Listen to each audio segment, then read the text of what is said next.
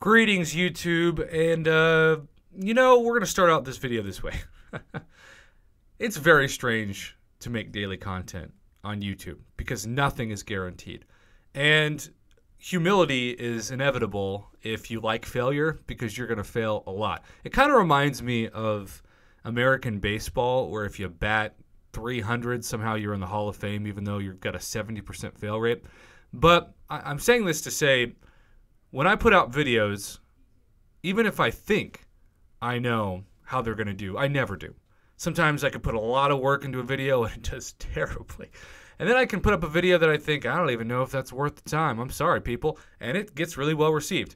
Well, I say this to say that I've been discussing Kabam's jail for when people request refunds, especially when they jump the system and instead of filing a help ticket that Kabam will probably ultimately ignore, or at least not fulfill the request of a refund, people can sidestep them, go straight to their credit card company, and get a refund that way. Kabam will receive notification from said credit card company or the Apple Store or Google Play Store, etc., and then they will retroactively go back in and fine that summoner. But the rumor has been, and it's been more confirmed fact than rumor. It's not like it's really speculation, but for some people who hadn't tried it before, it was. And the rumor goes like this.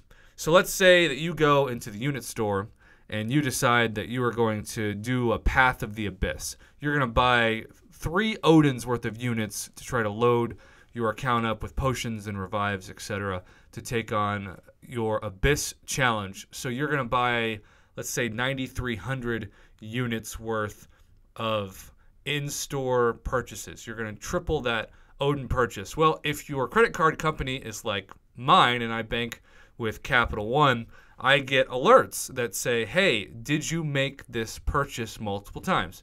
And I have always, because it's been honest, have said, yes, I did. I know it looks weird that I purchased back-to-back-to-back or back-to-back $49.99 or $99.99 purchases, but it is correct. But this is what would happen if I said no. And they refunded, let's say they refunded 2/3. They said, okay, you meant to purchase this once, but not 3 times. So we're going to refund you $200 of the $300 that you originally spent on the 9,300 Odins.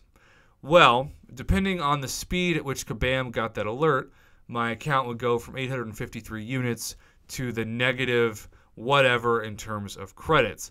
Now, we have had confirmed, and I really appreciate those of you who watched the video yesterday and sent to me the update, that the units are invisible, but they're still tracked.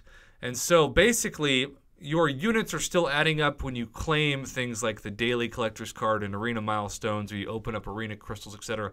You just can't see them because they're hidden until you fix that credit balance. And once you fix that credit balance, then your unit amount will appear like it always should have been, because as we like to say in these videos, units and credits are 2 completely different sets of currency and they do not cancel each other out, which is why the theory that was quickly proven false, that you can just actually get refunds and then collect units to get yourself out of Kabam jail, is not true. It's like collecting pesos when they'll only accept dollars.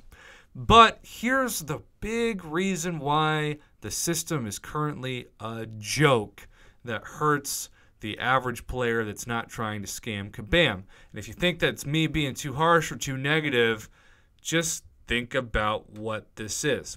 So, back to the original example. I make 3 Odin purchases, 9,300 units in total. I refund 2 out of 3 of those from my credit card company, and then Kabam puts me in their Kabam jail. Logic would say that I would need to purchase $200 worth of unit credit purchases, or just credit purchases, to get out of Kabam jail. Essentially, I need to pay Kabam back dollar for dollar what I refunded my card. That, while being logical, is not at all what is happening, especially with some of these huge ticket refunds. We're talking a couple grand. So I know a couple people who tested the system. They shall remain anonymous for ethical reasons, and in this case, they were not trying to scam Kabam. They're not making thousands and thousands of dollars worth of refunds like some of these people, especially during the Greater Gifting event. They're making, I don't know, maybe a couple hundred. when they were asked to pay back their account to get out of Kabam jail, it equaled about 26% of what they originally got refunded on their credit card to get back to zero. It reminds me of what kind of horror stories I've heard regarding people who have years and years and years of credit card debt, and when they work with the credit card companies to try to consolidate that debt, they'll have to have the credit card companies, because they just want to get something back at this point, get pennies on the dollar for the original purchases that were made on the credit card. So in this case, my guess is, and this is the part two of the fraud, right? Let's say you opened up a new account and you purchased $5,000 worth of units. And then you gifted somebody $5,000 worth of gifts during the Greater Gifting event. And then Kabam puts you in jail and it cost you $1,000 or $1,200 to get back to zero.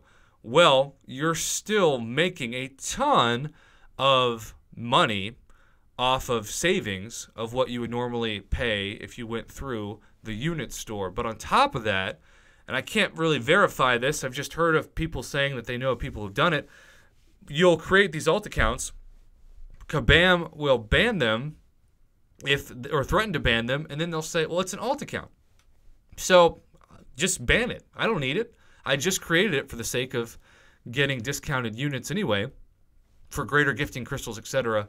in the gifting event. And I think that's also why Kabam was monitoring people who suddenly got an insane amount of gifts from these new accounts as a way to track it. But of course, it's not a perfect system. So I know of several players who are furious about this, and rightfully so, when you feel like you've never asked for a refund and you've played by the rules and you're paying 100% plus tax of the posted retail price for units, and you know people who are getting refunds through their credit card company, and then to get out of Kabam jail, they're paying pennies on the dollar or between 20 and 30% of the original retail price, purchase price, to get back to zero. It's got to be as close to one-to-one as possible if you don't want to be screwing over people who play by the rules. And as it stands right now, it's not even close to it. In fact, it's not even close to half. So this system is definitely one that is not a good system. It's not fair, and it's pretty pathetic when you see people who actually got quote-unquote punished by Kabam celebrating in line chats and on the forums and Discord because they're saying, hey, I'm going to request refunds from my credit card company every month or at least every year if this is the system, because it's literally incentivizing me to only pay 70 to 75% of what I would have paid had I gone through Kabam directly. And that just punishes and hurts every player and the majority of players who are not looking to take Kabam for a ride when they go through their credit card company first. So that's the update. I appreciate those of you who contacted me, not only to talk about the percentage back refund system, but also letting me know that it has been confirmed that the units don't go away. They're not in some kind of purgatory. They're just hidden from your account until you get out of Kabam jail, but they will be there once you do. Good information as always to pass on to you, my loyal viewers, or even haters. You're still loyal, and I appreciate it. Have a good one.